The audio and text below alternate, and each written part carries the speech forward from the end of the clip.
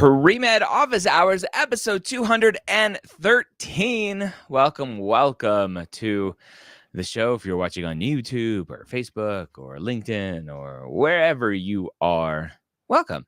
My name is Dr. Ryan Gray, founder of Medical School HQ and Mapped. I've written some books. I host some podcasts. All around good guy, but most importantly, I get to call myself friends with these two amazing gentlemen. First, Reverend Dr. James Scott Wright. Yes. Hello. Former director of admissions at UT Southwestern and retired executive director at TMDSAS. How you doing, Scott? Hello. I'm doing well. It's raining here in East Texas today, and so it's kind of nice. We need the rain, and it's kind of gloomy day, but I like to be inside and wish I was in bed taking a nap right now, but instead I'm here answering your questions, which is so exciting. So exciting. Keep talking, Scott, for 2 seconds. I need to make a banner for our next person because yes, we haven't made one. While you're doing that, I would say that I think we were talking about this earlier, that this is the first time in this episode that the three hosts are all men. And, usually we've had a mixture of genders, and here we have now all men, because we've had all women before. So anyway, I just thought that was interesting. So it's love it. It's a love it. Awesome. Hold on. And with that, here, I'll get my drum roll ready. Drum roll, please. Awesome. It would help if I actually spelled his name right. I'm typing so fast. Carlos, if there's any typos, don't blame me. Blame Scott for not talking long enough. All right. So why isn't it? Hold on. It's not saving the banner now all of a sudden. Oh man. Oh, good. I don't need a banner. Oh, good. You do, because it is a rite of passage. Oh. Carlos Tapia, former director of student affairs at Icahn School of Medicine, former and / inaugural director of admissions at TCU and Burnett, all of that good stuff, School of Medicine. Carlos, welcome to the Medical School HQ team, and welcome to Premed Office Hours. Thank you. Happy to be here. Why don't you I would love a little bit of insight for students who are watching, just kind of your perspective on medical school admissions, having been on the med school admissions side and then the student affairs side, seeing those students that were let in and their progress through medical school, kind of your view of medical school admissions, having both of those lenses. Yeah. Thank you for the introduction and for the drum roll. I appreciate it. Happy to be here. Yeah, I think, before transitioning over to the student affairs space and being in the admission space, we did all this crazy work behind the scenes to bring the best applicants forward that we felt were a fit for our institution. And I think on transitioning over to student affairs, you really see the work that admissions committees and staff of admissions offices put on, the work that our applicants put towards their applications. You really see that come to fruition in the student body. And it really comes full circle when you really think about sort of what all applicants go through, this lengthy process of trying to get that one spot in their top school. And so it's fascinating now being on this side, seeing all that play out. I think what is even more fascinating is that anybody that gets into medical school thinks that I did it, I don't have to do it anymore. The sad reality is that eventually in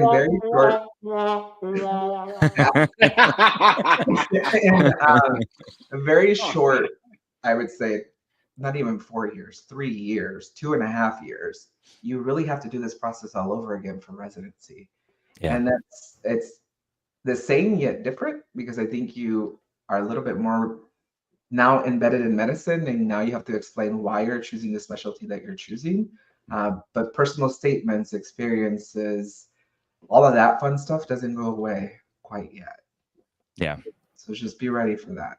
Be ready. And you are part of the team to help some with students applying to medical school. And at medical school headquarters, we're going to start helping students applying to residency because you have that experience as well. So excited to dive into that and start helping students along that journey as well. So welcome everyone. Again, for those of you here, you can ask questions. We'll throw up your questions and answer them to the best of our ability. So get typing. Dawa asks, giving hope for everyone applying, or says, giving hope for everyone applying. I was here last week worried about how to strengthen my app as I had no interviews. Got my first one yesterday at a quote low yield school. Congratulations, Dawa. That's awesome. That's Scott, awesome. what does a low yield school mean here? So I'm guessing that what that means is that they get a lot of applications, and the number of students that they're offering to is a small number, and so it's a very low yield school from the. So a high yield school would be one that's. I'm guessing. Is Yeah, that how you would interpret that? probably just a lower interview rate. Yeah, yeah. Yeah. Well, Yeah. that's great. Great, Dara. That's awesome. Congrats. Yeah. Dawa does have a question. How to give a convincing answer for why not nursing since their parent is a nurse? I mean, it's your parent. I think you would approach it the best way you think you could approach a parent to explain your passion and your pursuit for medicine in a healthcare adjacent field. Yeah. But I think your happiness has to be taken into consideration and your personal view on it. Yeah. You can't go into nursing and be miserable for the rest of your life. And then come back again and you say like, no, I went the wrong route. I want to go to medicine. Yeah, I mean, you could go into nursing and be miserable. No, we don't want to do that. Yeah, and there's this common thing where I think students are afraid of saying, well, my answer, I don't know how to convince them why I don't want to be a PA or why I don't want to be a nurse, why I don't want to be that. And I kind of make the argument that I personally don't like that question because fields are like they're starting to become more and more similar, unfortunately or fortunately, depending on who you ask, that it makes for a hard argument sometimes for students, especially if someone super interested in primary care where that differentiation is slowly eroding away. So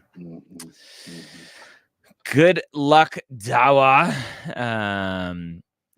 Carlos, I want to throw this next question for you. At TCU, you all did the MMI interview. We were doing a couple MMI practice scenarios yesterday in Application Academy. How should students prep, in your opinion, for the MMI? I think for any type of interview, you do have to have some sense of your application, what you wrote in your application, understanding that you might get asked a little bit about yourself, and you're going to do a lot of introducing yourself to individuals during that day.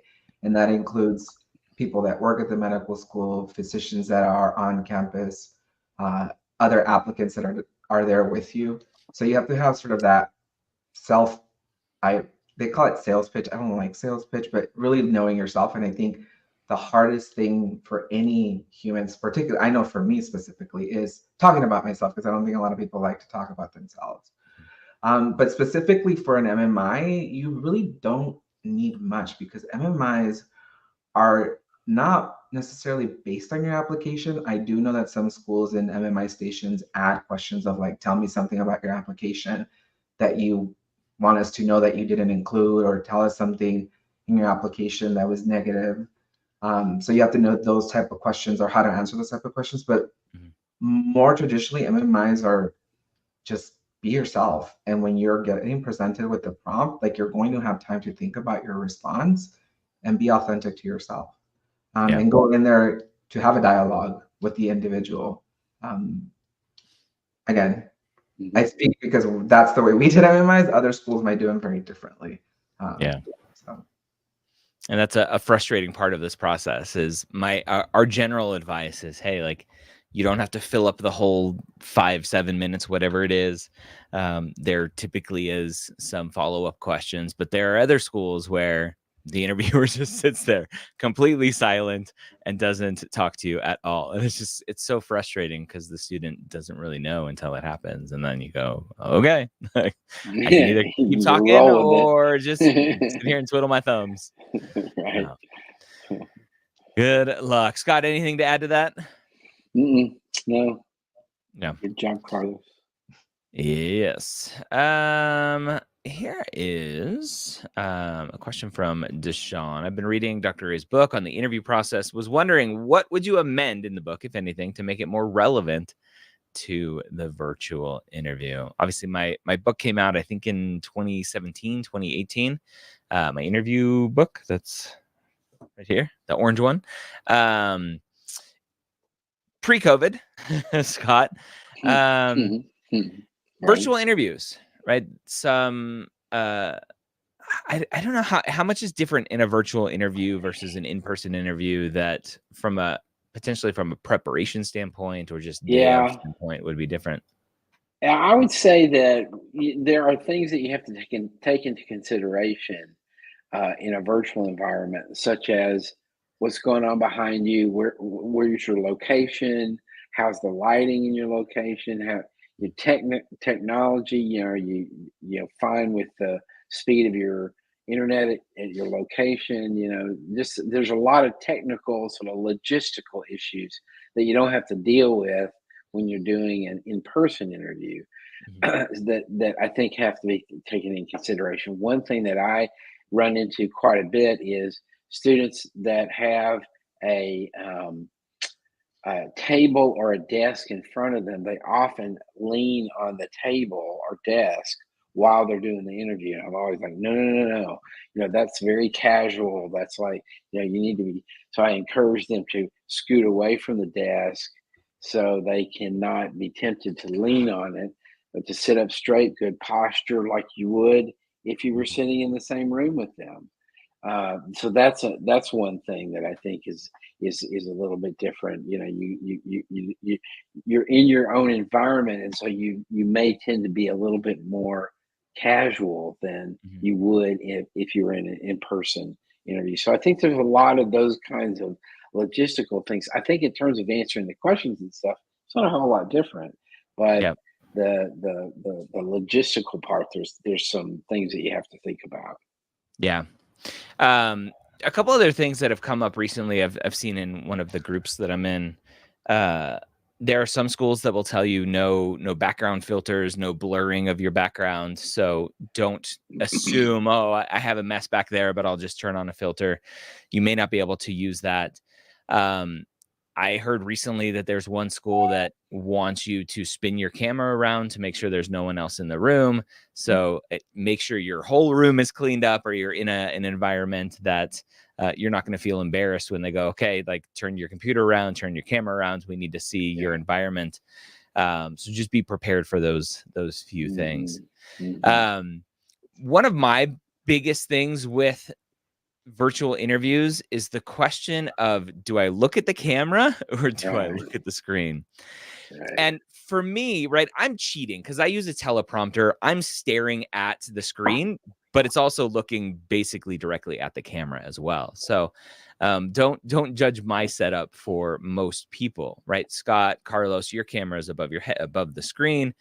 And the general advice out there, at least the overwhelming, it seems like, advice is look at the camera, because that's quote unquote looking in the eyes of the person. And I disagree with that, because the goal of looking in someone's eyes is to read their facial expressions. Yes. And if I'm staring at the camera and their face is down here, I'm getting a blurry vision of their face because of my peripheral vision. And I can't tell, like, was that a little smirk that went up in their smile? Did their nostrils flare because they didn't like what I said? And so for me, looking in someone's eyes is looking at the screen, because I can see your facial expressions as I'm talking to you. And then if you want, sure, glance up every once in a while to go, hey, I know you're in there, right, at the camera. So that's just one of my things. We recently in our house got what's called the center cam, where the camera actually hangs down onto the screen. It's nice and thin and tiny, in a tiny little square, so it doesn't take up a lot of real estate. So if you feel like you need a little bit of both, there are those things. Obviously, it costs money to do those things, but I don't know. Any other thoughts from either of you for virtual interviews? I think the one thing that people forget and that we sort of learn mostly at the beginning of the pandemic, and it happened a lot in professional settings and it happened a lot in news cycles, was dress completely. You know, and this was again from even in being in New York City where we had residential housing on campus. Um, at any given time, something's going on in the entire building and you have to evacuate, or for whatever reason you have to move locations.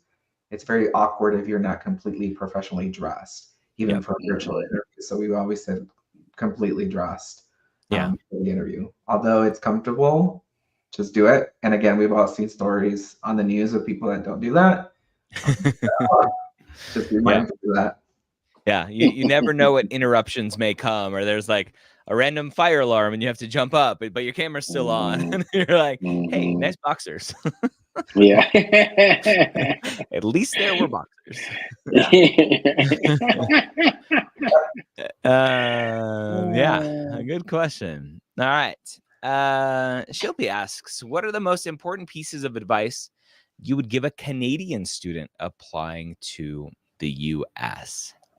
So Carlos, some schools consider Canadian applicants out of state versus international. I think most consider them international applicants. Any general advice here for Canadian applicants? I don't think there's much differentiation. I think you would have to go through the same process, continue to do what you need to do, the same as US students. Even in our process thinking back, I don't think we placed much differentiation like we were looking at Canadian students versus US students, because our educational systems and the proximity to each other are pretty similar. Of course, your story is your story and it's going to be different. So just try to continue to emphasize like this is your path to medicine. But from my view, when we were doing the work in admissions, there was not much of differentiation. Yeah. Everything looked the same. Yep. One of the biggest differences for a lot of Canadian applicants, Scott, is a lack of clinical and shadowing experiences, because it's typically not a thing up in Canada. How can students either make it known, hey, I'm Canadian, so I'm not going to have the same experiences, or get those experiences because schools here just won't let it pass? Yeah, I think shadowing is a really big deal, because it's just not a part of the sort of medical educational culture in Canada. So when a Canadian student goes to a doctor and says, like, shadow you, they're like, what are you talking about? So I think that's a little problematic. I think clinical experience, there's not, I think that often students have to get jobs as a EMA or something in a clinical environment that they're actually working, as opposed to doing volunteer type stuff. But I think that the point here for a Canadian student that you really need to recognize is, just because you say, "Hey, I'm Canadian," and we don't have access to as many opportunities and stuff, that doesn't mean you're going to get credit for that. I mean, you're going to be judged along with everybody else in the process. And just because you're Canadian doesn't mean those things don't apply to you, therefore. So I think you just have to go into it eyes wide open in terms of what's going to be happening, what the norms are for the schools that where you want to apply, and then go for the best you can do, knowing what problems there might be in front of you in Canada. Yeah. Oh, Canada. All right. I would just stay away. don't come here. Um, one other question from the same student: what is the best recommendation to bring up grades after undergrad if I were to take a gap year? So general answer, I'll just answer this one quickly, right? Post-bac work or master's work. Again, if you're staying in Canada, I think your options are a little bit different and the process may be a little bit different. But generally, take more classes, get good grades. That's the answer. Show that ability. Carlos, I don't know if this one's specifically for you, but I'm going to throw it to you because it's kind of a potential question here. I don't know. I'm assuming this is a pre-med student saying, hey, what's an answer to why a student wants to pursue psychiatry, not clinical psychology, through a PhD or maybe even a PsyD program? How often do you think this is going to come up in a med school interview, Carlos? It doesn't really, right? I think because when we go through the process of the interview, your application has already expressed your interest in on the MD/DO side of things. So the PhD stuff sort of is not brought up into the conversation. I think referring to the question we got when we started this broadcast was, how do I tell my parent I don't want to do nursing? It's in that same essence, like, how do you tell yourself, is it psychiatry or psychology? What is it that you want to do? What do you have a passion for?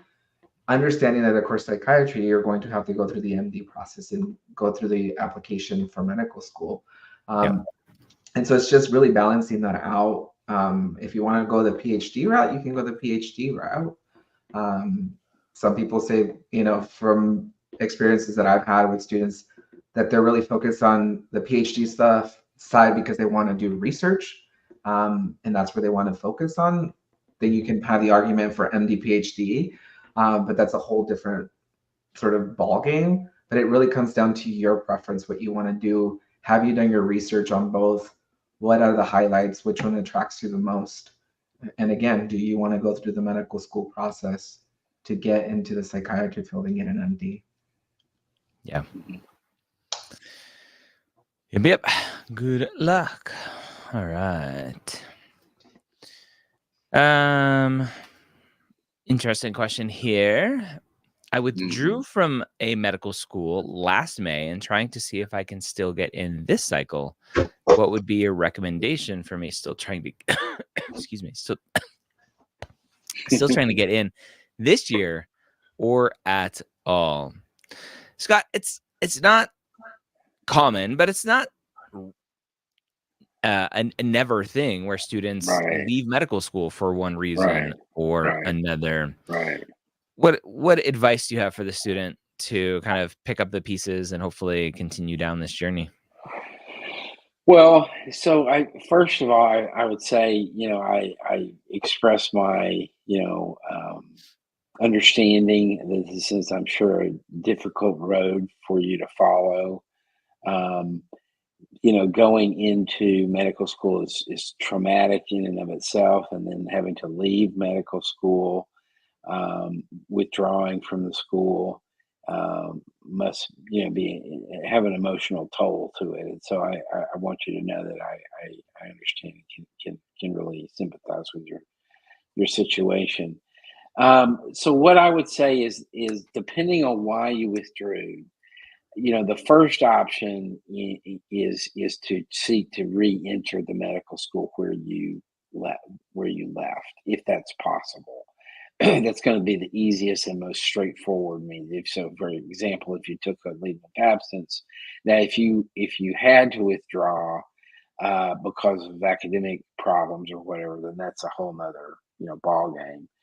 I think it's difficult to give you much advice because why you withdrew is going to be central to the advice that I would give. I think that why you withdrew is going to dictate a lot of the direction that you would go in and how you would approach the new medical schools and how what you would say to them in your application, etc. So unfortunately, there's not a whole lot that I could say that's going to be very specific until we were able to know that. Yep. All right. Good luck. Yeah. Jose has a question. I am brainstorming my personal statement. My seed is a surgery when I had that I had during high school, but I'm now focused on psych/maternal health. How could I make everything work together? So, Carlos, this kind of goes back to that previous question of like, how do I explain psychiatry versus psychology? So early on, a personal statement is, in my opinion, why do you want to be a doctor? Not, oh, I see you wanted to be a surgeon and now you want to be a psychiatrist, or you're interested in maternal health. What advice do you have for Jose to kind of tell their story here and potentially not worry about the nuances? Yeah, I think again, I think you mentioned it. It's the personal statement is to truly tell admissions committee and medical schools why you want to become a physician. The focusing of a specialty or area of medicine, you can incorporate it into your personal statement. You can interweave it there with personal stories and things that you have experienced, but that shouldn't be the focus of your personal statement. I think that focus you will do that once you enter medical school and then you're going into residency application process, right? That's where you get to pick what field of medicine you want to go into. Your personal statement for the admissions is really why you want to enter medicine. But you can make it work. You're just going to have to make it work and make it flow together. But that shouldn't be the sole focus of your personal statement. Yeah. All right, Jose. And I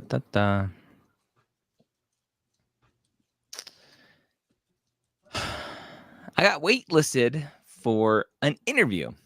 Is this comment? Scott, pre-interview waitlist. It's one. I call it one of those. We like you, but we don't like you enough. Yeah. What are your thoughts here? What should a student do? So the first thing I would say is no, it's not common. It's I would say it's unusual. I don't know a whole. There are some medical schools that do that, but not a very big number. The good news when you get that sort of thing is that you didn't get rejected. So that's the glass half full kind of mentality. And that's what I would recommend is celebrate. Okay, I didn't get rejected from that school, so I'm still in play. And basically what's happening here is that the school is inviting some people that they know they really are interested in. They've got this other group of waitlisted people for interview, and then there's people that they've just said we're not interested in these people at all, and they're waiting to see what other applications come in before they commit to fill interview slots with that group that's on the bubble, you might say. And so I think I would choose to express to you that you would be excited about this. That it's one less rejection. It's one at least still in play kind of thing, and just wait it out and see what happens, and pray and light candles or whatever it is you do in your Ouija faith. board. Right. Oh, that good stuff. All right. Right. Good luck. All right. I want to interrupt pre-med office hours here for just a quick second with a short clip from our Ortho Bro show. Unfortunately, we have a question here. I'm pretty set on orthopedic surgery. MCAT and GPA are good, but my bench press is a bit lacking.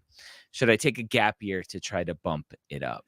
So, future Ortho Bro, have no fear. Your bench press does not matter. And Carlos, you can back me up on this. With residency applications, your bench press doesn't matter until the residency application, right? The med schools aren't going to care about your bench press yet. Correct. Right now, you are trying to become what we would call in the admissions a general doctor. The specialization doesn't happen until you are in medical school and you start to explore that. MCAT and GPA technically go out of the door once you start applying for residency. Most schools have gone to pass fail, and even clinical work or clinical coursework is graded very differently. And yeah, the bench press is Bench press. But have no fear.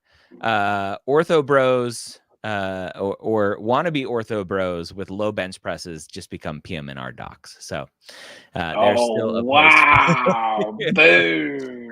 There's still a place for you. Boom. Good question. All right. Love the troll question. Ibrahim, how do I determine if a story from a clinical experience should go on my personal statement or over my activity description, or vice versa? Scott, great question here. Comes up a lot is like, hey, this is a really impactful experience. I want to put it in my activity section. I want to make it the most meaningful. But I think I also want it in my personal statement. How should students judge where it goes, or if it goes in both, or it can only go in one? Yeah, I think that is a really good question. And I would say that one of the things that really strikes me is that you want to view the personal statement as a whole package.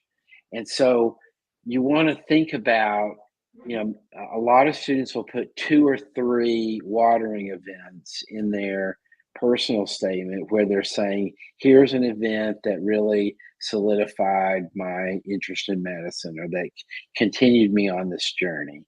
And so two or three of those. So you have to see it as a unit, because you can't just say, well, I'm going to pick this one because I like it, and I'm going to pick this one because I like it, I'm going to pick this example because I like it. They have to work together. Is one of them in a particular setting, and so you want to highlight a different type of setting in another one. So it's all working together. The personal statement is going to have a visibility that the activity descriptions will not necessarily have. So I think, the personal statement is like the main boom thing.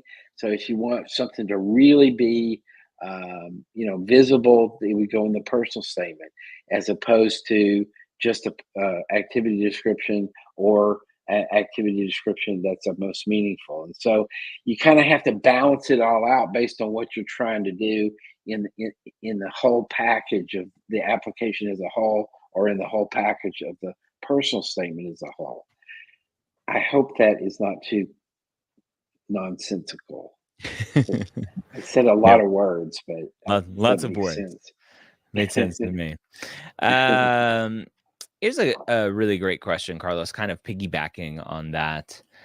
How should students do the introspection needed to come up with these meaningful takeaways in these clinical experience and activity descriptions, instead of just saying, this activity taught me leadership skills, right? How should students try to reflect on these to bring up something that's meaningful to an admissions committee or a reviewer of an application?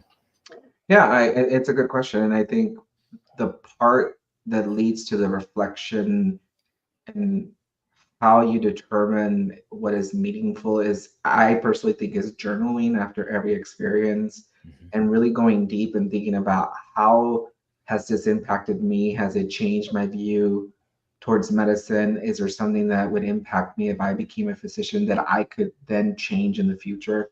I would start off there. I think as pre-health students, we we do a lot, and to your point, Ryan, like we get a lot of like, it taught me this and I did this and I was responsible for this, but that's not really what we're looking for, or what admissions committees are looking for. It's really that self-reflection piece. And how did it impact you? Is it something that you're going to carry on for quite some time, and it's always going to be in the back of your mind once you get into medicine or once you enter medical school, and you're always going to be able to reflect on that experience? I think that's how you sort of start to differentiate of like, this was just an experience, not much. I enjoyed it. I did a couple things, versus like, this was really meaningful. and I'm going to take this and I'm going to carry it with me for many years. Yep.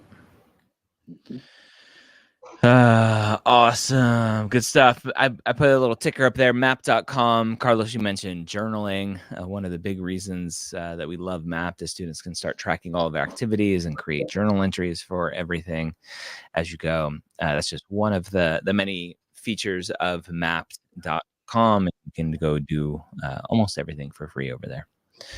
So go check that out. And then another great question here. I had a question regarding a do-it-yourself postback. Currently, I am in mine, and I'm taking plenty of science courses. However, would classes that are non-science help as well, or are they disregarded? Scott, someone doing a do-it-yourself postback, let's assume for grade repair to show academic ability. Non-science classes, are they going to help much? No. Straightforward answer. No. Straightforward. I think you want to do. I mean, we often have students who, I want to take, health, this health related class, medical anthropology, or I want to Yep. take, a medical ethics class or public health class or whatever. And that's great. It sounds wonderful and everything, but it's not going to help in terms of the issue, which is your GPA and the science GPA. And so I think my recommendation is stick with science classes. Yep. Yeah, and it's one of those unfortunate knee-jerk reactions. A lot of students will go, "Oh, I didn't get into med school. I'm going to go do a master's. Oh, an MPH sounds interesting because I might want to use that for a career and it'll help me." And it's just like, no, that's 40 grand down the drain potentially, because those non-science courses in that master's aren't going to help prove your academic ability to medical schools. That's right. So one of those things, like if there's a class out there that you're super interested in taking, take it and understand that it's not going to help your argument potentially. That's right. That's right. That's right. A is it clinical question? Hello, Marafi. Hey, Dr. Gray and Dr. Wright and Carlos. Would you recommend volunteering and working with patients at a physical therapy clinic as clinical experience? Carlos, this is a tricky one because physical therapy patients are patients. They're potentially working with them. As someone who has gone to physical therapy before myself, like these people are interacting with me. They're helping me through my exercises, whatever.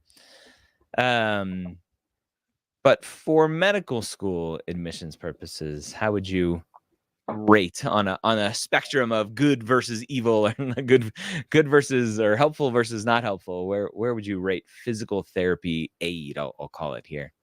Yeah, I've been through physical therapy myself as well, and I love physical therapy when it's needed and it helps. Yep. But in this case, I wouldn't say that this is a direct clinical experience. You don't get to see the physician-patient interaction. Physical therapists are not physicians, although again, it is a patient. It's not the same, and admissions committee don't see it as the same. I will say that if this is one of many experiences that you have, then it changes the perspective of this clinical experience, right? We know that you have other experiences where you have seen, in addition to doing the physical therapy shadowing or observation. But if this is the only clinical experience you have, I would recommend that you go and look at direct patient-physician interactions to fulfill your clinical experience. It's tricky. Yep. Yeah, it's one of those things. I would put it on an application as clinical, but ideally it's not your only and far majority of clinical experience. And I would not recommend listing it as the most meaningful. Yeah. Yeah. Good extra point there. Anna, hello, Dr. Gray and team. If the student gets evaluated with ADHD, diagnosed with ADHD, and took about a semester to get back on track with grades in undergrad, will it work for or against if mentioned in the personal statement? Whew. Scott, I think there's a lot more information that could be gathered here to give a firm answer. But let's say the student had some pretty poor grades, and then finally figured it out once on the right medications, strategies in place to help with their ADHD. Does that go in a personal statement? Do you wait for secondaries if they ask about bad grades? Where's a good spot for this? Yeah, this is a very good question, and I think that I think again, it really depends on what you as the applicant, how much you want to highlight this. If you put it in this, you put it in your personal statement, that's center stage. You're yelling it from the rooftops. Hello, here, I have this, issue, and this is what it's all about, and this is what happened. In the personal statement, I don't see it as applicable because the personal statement is about why you want to go to medical school. And so I would personally not say that it would be appropriate in the personal statement. I could see some people where it might be, but generally speaking, I would say it would need to go in a special circumstances essay. That would be an appropriate place, or potentially on a secondary, although I think addressing it in the primary is probably important. So I would say the special circumstances section would be where I would probably put that. Yeah. All right. Good luck, Anna. Yeah. Burl, as a transfer student applying to med school next cycle, not MD PhD, should I be concerned that my research and involvement in some clubs will only be for the few semesters I'm at the university? No. I wouldn't worry about it.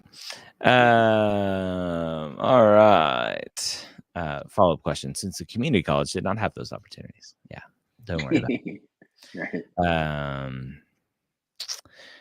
Post-COVID world question. How is virtual job shadowing or clinical experience, e.g. telehealth appointments, perceived today? Is it still considered valuable in a post-COVID world? Carlos, were you still at TCU during COVID? The beginning, yeah, the your beginning, time there. middle. Yeah. Yeah, this is interesting, and this is totally related, unrelated. I think back when I started my journey working for medical school admissions, telehealth was the thing that was coming, and the doctors were bringing to the future, right? Being able to help patients in rural communities from larger cities. And I think back now at that time, I think telehealth appointments would have been like something so unique to the individual applicant because not everybody was doing it. And now come to like COVID, and then everybody started doing it. I mean, it's a toss up. I feel like telehealth appointments specifically for clinical experience, yes, because I think you're seeing the physician-patient interaction. Um, but I just wouldn't bank on all of that to be your clinical exposure. I would do the in-person as well. The virtual job shadowing, that is interesting, because I mean, my job, our jobs right now are virtual. I would think it would have to speak strongly as to your experience of how it relates to medicine, other than just I'm just shadowing, right? If you're shadowing an attorney, meeting with patients, but really his work is in person at a courthouse or in other circumstances or other settings, it kind of diminishes a little bit that, I would say, job. Um, but again, telehealth specifically for clinical, yes, and with addition of in-person um, clinical experience. Yeah. Mhm. All right. Good luck.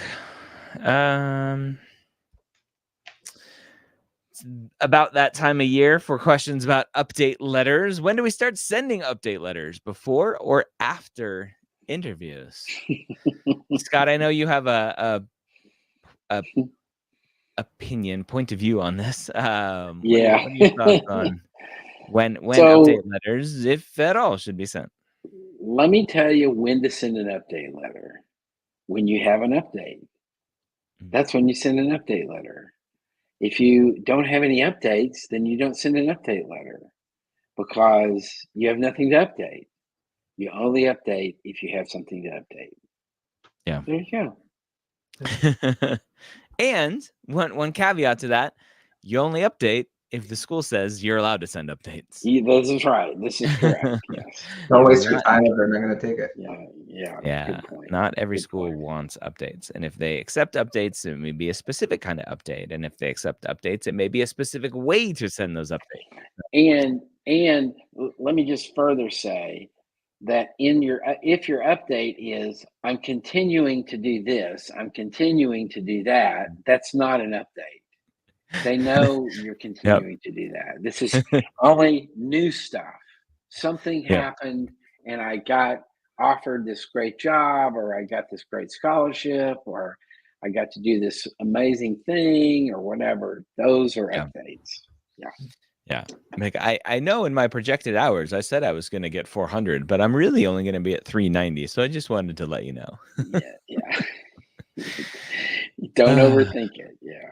Don't overthink it. Yeah. I'll ask this question. We'll see what kind of trouble we get into here. How much does URM, so for those who don't know, URM was a classification created by the AAMC back in, when was it? 90? 1990? Was it that long ago already? Yeah, it was in the 90s. Yeah. Underrepresented in medicine or underrepresented minority, typically we underrepresented in medicine, socioeconomic status disadvantage, and first generation, and or we'll say first generation, play into an application. This question comes post affirmative action being overturned by the Supreme Court here in the US. There were states like California where affirmative action was illegal many years ago, and medical schools in California haven't been able to use race-based admissions in college or medical school, etc., for a while. But now it's across the country. Carlos, you want to take a stab at potentially how much this matters in an application, how much it's affecting an application? Yeah. I think prior to the whole SCOTUS case, I think it probably played a little bit more because I was in sort of not the conversations directly, but I was hearing about what was happening, and a lot of schools were a little bit in a scramble of trying to do how do you use this? Can we use it? Can we not? I am curious to know why this applicant is maybe asking the question, because I would say if you're banking on just these things getting you sort of through the pipeline, I wouldn't just bank on that. I think medical schools after the SCOTUS decision have gotten very creative of to how to sort of find other ways that applicants can identify and self-disclose they were either underrepresented in medicine or consider socially economic disadvantage, explain that they're first generation. And it's also interesting because I think even reading personal statements, when we're talking about oneself, a lot of the stories that shape us are because of these things that I would call them attributes or things that belong to our individual selves that really we describe and we share, right? Like I'm underrepresented in medicine. I know it shaped who I am. And if I was going to medicine, I would talk about my journey and my personal life and how that sort of shaped who I am today. And so, I mean, I would say yes and no. It plays sometimes into factors, into the decisions that they make. Um, but again, I wouldn't just bank on it and say like, oh, I'm first generation, I'm disadvantaged, I'm underrepresented in medicine. So for sure, I am like so unique in this process that I am going to get through the pipeline, especially today. And it's always changing. I think even back 10 years ago, there was another conversation about sort of using race-based admissions and what that meant. So Yep. Yeah, I've talked about it since the SCOTUS kind of ruling that I don't think race or disadvantaged status or any of that is less important now on an application. I think it's just as important. I think students have to remember what specifically was disallowed is using a checkbox that says, I am Black, I am Asian, I am Hispanic, Latino, whatever. Using that checkbox to go, oh, this person checked a box. Let's do something with this person because they check the right box. But now it's more on the student through their writing, through their storytelling, through their interview prep to be able to say, yes, I am Black, and here are my experiences because of that. And that can still be used because the person is talking about their experiences and not just a checkbox of race or ethnicity. So, yeah, I think it's still important to talk about that. And I think... and go ahead. Oh, I was just going to say, I think that, this is what we talk about a lot, is telling your story. And what you're describing, Ryan, is telling your story. For every student, that story is going to be a little bit different. The things that have shaped you, the things that have made you who you are as a person, your identity, those things that have shaped you are going to be different for every individual. And so all we're saying to you is, regardless of what your race or ethnicity is, tell your story. What has shaped you? What has put you in the place you are right now? What are those meaningful things that have shaped you? Talk about those things, and then let the admissions committees do what they do, which is evaluate these things and see, how does this fit into the bigger picture that we're looking for. Yeah. All right, friends, I think we will end there. Another Premed office hours in the books. We are typically here every Wednesday at 1 p.m. Eastern with some of the great team members from the Medical School HQ advising team, which now includes Carlos Tapia. Welcome, Carlos, to the team. Thank you for your... This was your first Premed office hours, yeah? I joined one last week, but I wasn't, I would say, on. Okay. All right. So, yeah. Right. First official one. Yeah. It was good to have you. Great insight as always. So for all of you watching, thank you for being here. Don't forget to subscribe to the channel so you get notified when we go live. And we are available for one-on-one advising. You can go pick the brain of Carlos or Scott or do some mock interview prep with them to help you with your applications or interviews and all that good stuff. Go over to medicalschoolhq.net. I hope you all have a wonderful day. Thanks, Scott. Thanks, Carlos. Thank you. Bye-bye.